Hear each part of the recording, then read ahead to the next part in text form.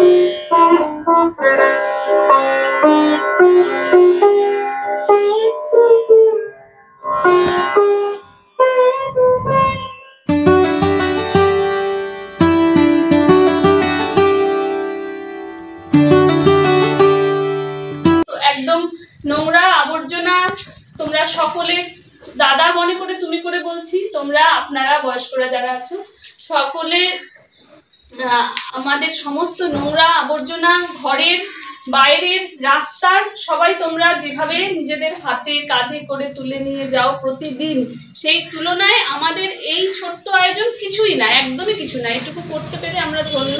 প্রতিদিন আমরা অনুভব করি যে সবথেকে বড় কাজটা তোমরা করো। তোমরা না আসতে পারলে আমরা দিশেহারা হয়ে যাই, একদিন বন্ধ থাকলে কেন এলো না কেন এলো না, আমরা অস্থির হয়ে যাই, চিৎকার করি। কিন্তু সেই মানুষগুলোরও নিজের পরিবার আছে, সংসার আছে, সে ছুটি নিবে, এটা স্বাভাবিক। ছুটি নিলেই সবার মাথা খারাপ হয়ে যায়, কেন ছুটি, কেন আসলো না, নোংরা জমে গেল।